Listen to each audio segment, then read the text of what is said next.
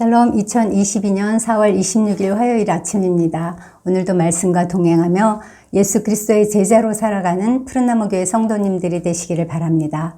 먼저 사도신경으로 우리의 신앙을 고백하신 후에 말씀 나누도록 하겠습니다.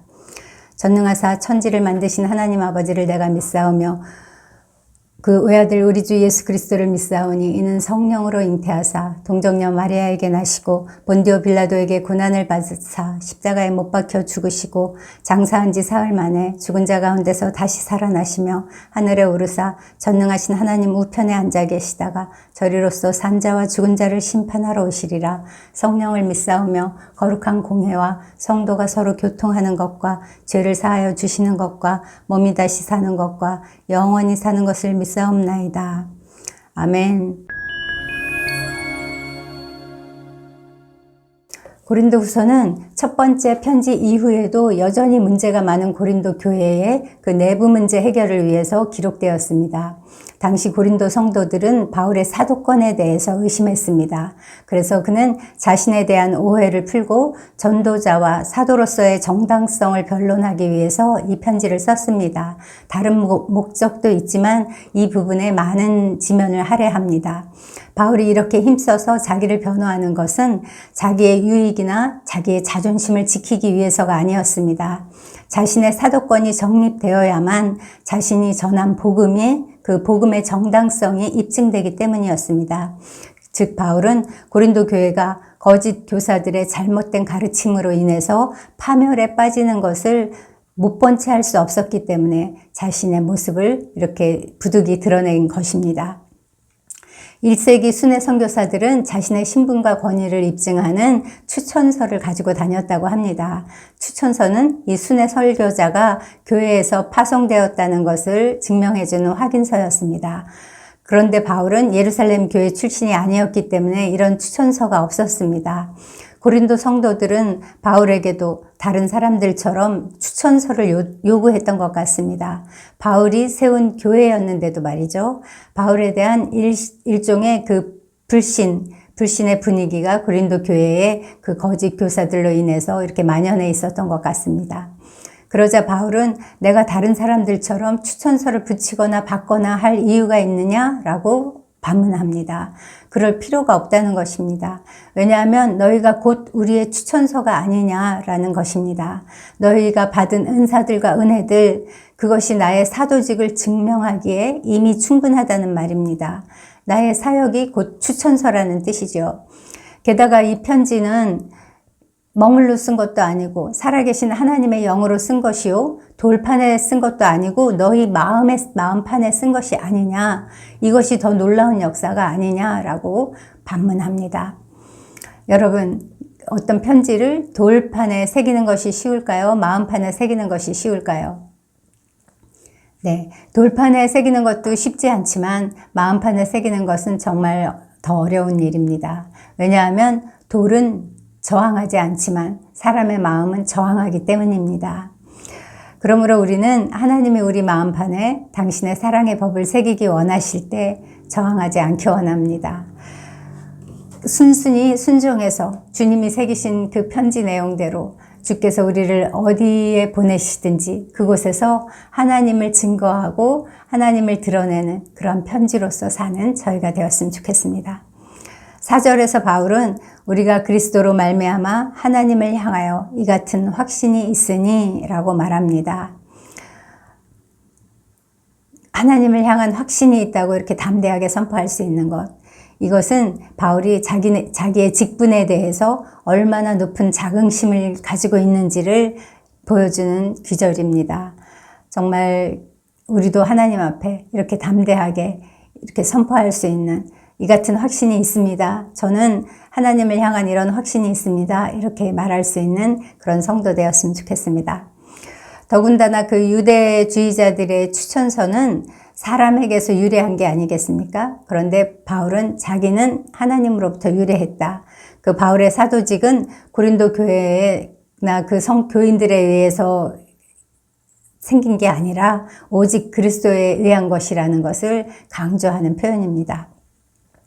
6절은 하나님께서 우리에게 새 언약의 일꾼, 즉 복음의 일꾼이 되는 자격을 주셨다고 말합니다. 이 새 언약은 문자로 된 것이 아니라 영으로 된 것입니다.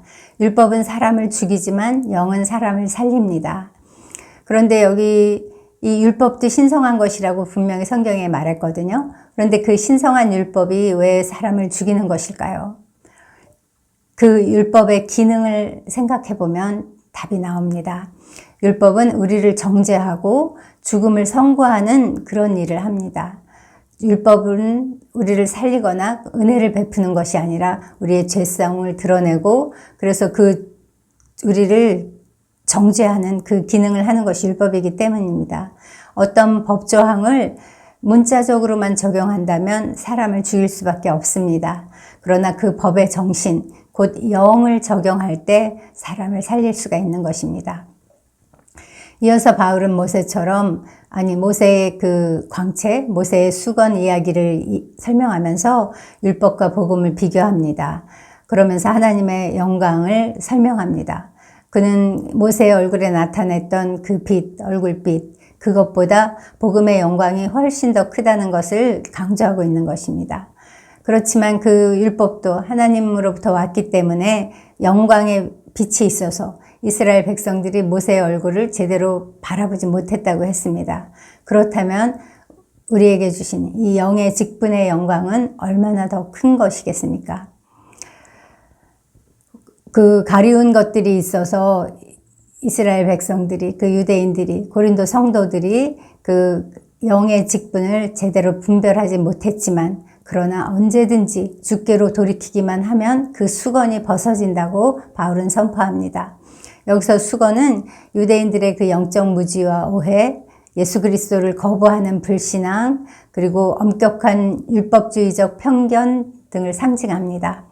구약이든 신약이든 성경에서 그리스도를 발견할 때에만 우리들은 그 말씀을 제대로 읽게 됩니다. 또한 하나님의 뜻에 온전한 순종으로 헌신할 때에만 그분의 말씀을 이해하게 되고 올바로 해석할 수 있게 됩니다.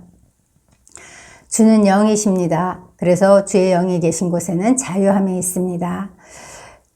주께로 돌아갈 때 그 마음의 수건이 벗겨지고 율법의 그 지배에서 벗어나게 되고 그때 우리는 이 새 언약으로 인한 자유를 누리게 됩니다. 자신들의 마음속에 새 언약이 영으로 새겨진 그리스도인들은 정죄와 구속의 율법으로부터 벗어나 자유를 얻었습니다. 이 자유는 확신과 담대함을 줍니다. 바울은 사도로서 이 자유의 영을 받았기 때문에 인간적인 추천서에 의존하거나 혹은 자기를 자랑하거나 하는 이 명예욕 이런 것으로부터 지금 다 벗어나 자유를 누리고 있는 것입니다. 우리가 다 수건을 벗은 얼굴로 거울을 보는 것 같이 주의 영광을 보매 저와 같은 형상으로 화하여 영광으로 영광에 이르니 곧 주의 영으로 말미암음이니라. 그리스도인은 그 영광의 충만함을 바라볼 수 있는 특권을 지닌 자들입니다. 우리가 복음이라는 거울 안에서 그리스도를 볼 때 아무 일도 일어나지 않지 않습니다. 우리 속에 변화가 일어납니다. 그리스도의 형상으로 변화되고 영광에서 영광에 이르는 이런 놀라운 변화가 일어납니다.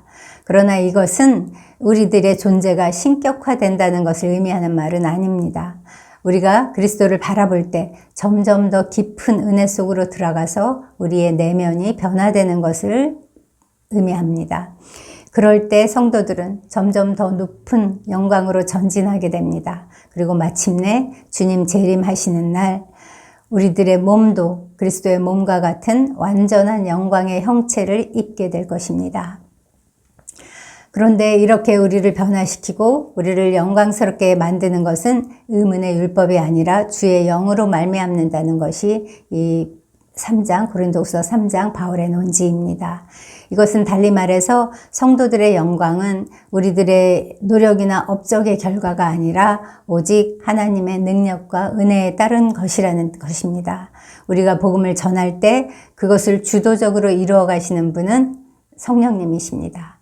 다만 우리는 우리를 그 통로로 써주심에 감사할 뿐입니다. 주님, 그래서 오늘도 기도하기 원합니다. 주님, 제가 여기 있습니다. 주님, 저를 써주셔서 감사합니다. 이렇게 기도하면서 오늘 하루도 사시기를 바랍니다. 기도하겠습니다. 하나님, 오늘도 우리를 말씀 앞에 서게 하시니 감사합니다. 오늘도 막 그 말씀을 통해서 우리의 영혼 육이 새롭게 조율되게 하시옵소서. 주님의 영이 계신 곳에는 자유함이 있다 하셨습니다. 그 자유로 육체의 기회를 삼지 말고 주의 사랑의 복음을 증거하는 데 쓰게 하시옵소서. 오늘도 우리와 동행하시며 그렇게 우리를 인도해 가시는 예수 그리스도의 이름으로 기도합니다. 아멘.